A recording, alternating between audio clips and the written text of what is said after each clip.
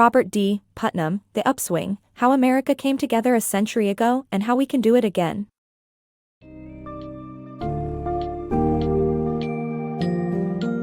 Get ready to embark on a journey through the history and the critical moments of America's eras of prosperity and division in The Upswing, How America Came Together a Century Ago and How We Can Do It Again by Robert D. Putnam. This summary will take you through the vital ups and downs in American society, highlighting the oscillation between the I and we mentalities and their consequences. Dive deep into the politics, culture, social issues, and economics as the book unravels the progressive era and its lessons for today's America.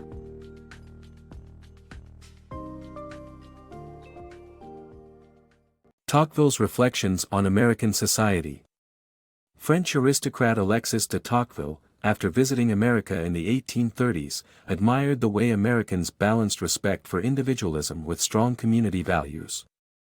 If he visited today, he would see a more prosperous, educated nation with a rigged system that disproportionately favors those with wealth and power. Tocqueville would bemoan the near-plutocracy that disregards merit and the environment. Despite America's achievements, it risks becoming less hospitable to life. The cycles of American progress. The United States faces political polarization and societal division which threatens citizens' faith in media and quality of life. However, this is not a unique time in history, as there were similar divides during the Gilded Age of the late 1800s. The progressive era that followed brought about economic, gender, and racial equality along with political compromise and communitarian values. Unfortunately, marginalized groups were left behind, which led to a reversal of progress in the 1970s. This pattern of progress, reversal, and progress again is a constant theme in American history.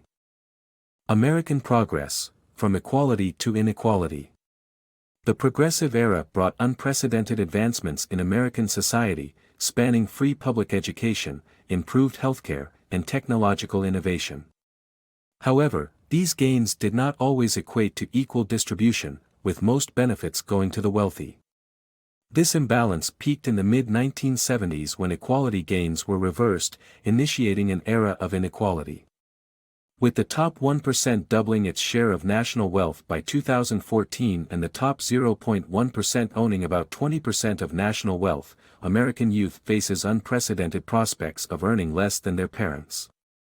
A massive collective effort, as in the previous century, is required to restore equilibrium and propel progress towards a fairer society. The rise of political polarization. The mid-20th century saw Republicans and Democrats increasingly voting across party lines. However, the early 1960s marked a shift as people sought a clear choice between the parties. Differences over government size, abortion, environment, education, and race relations opened up wider divisions, with Republicans taking right-leaning positions. Over the decades, the Republican Party grew more conservative, and voters became more entrenched in their views, seeing supporters of the other party as ideologically extreme and personally flawed. Marrying across political lines decreased, and this polarization led to political gridlock and lower confidence in the government. The trend either ends or modulates with the collapse of democracy. Today, cross-party presidential approval has drastically dropped to less than 10%. Americans moving from we to I. From 1912 to present day, American society has moved from we to I, declining in community participation, union membership, and marriage. American society has evolved from being community-oriented to individualistic over the past century. From 1912 to present day, there has been a steep decline in community participation, as seen in the drastic drop in club meetings attended by the average American adult, falling from 12 to 4. Similarly, church affiliation, which once stood at 80%, now only claims 50% of the population, with even fewer attending regularly. Union membership follows the same trajectory, having gone from a third of American workers being a member to only 13%. Family formation and marriage have also declined since the 1900s, where now only 45% of 30 to 44-year-olds are married compared to 80% in 1960. The author proposes a cyclical pattern where American history contains both individual and community features, switching from we to I and back again. This rise and fall of political cooperation, community involvement, and marriage may have a significant impact on social trust and solidarity. The shifting American identity. The American culture has gone through a significant shift in the past century, from communitarianism to individualism and back again. This change can be seen in art and literature, as well as in the use of pronouns like I and we. The I-we-I curve illustrates the cultural change from individualism to communitarianism and back to individualism. Unfortunately, this change has not been consistent among different racial groups. The gains made by Black Americans in education, health, politics, and economics were mainly between 1910 and 1970. The civil rights movement of the 1960s and 1970s led to improvements, but the progress was slow, and white support decreased. It is time to reevaluate our shared values as a nation to shape our future together actively. The power of moral revolution.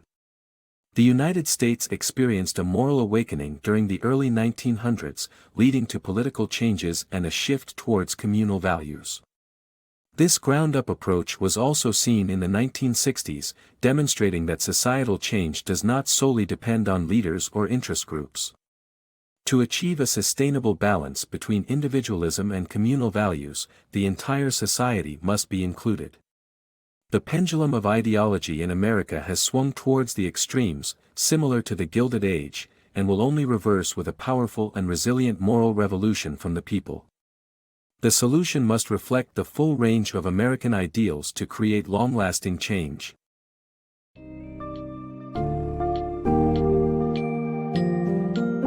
As we conclude our exploration of the upswing, we understand that American history has continuously swung between individualism and communitarianism, resulting in periods of both inequality and prosperity. Learning from the successes and shortcomings of the progressive era, it is vital to recognize that change stems from the people and requires an inclusive we perspective.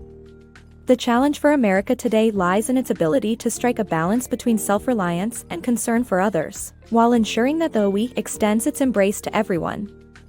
It is only through such a transformation that a brighter, more just, and prosperous future can be envisioned for all Americans.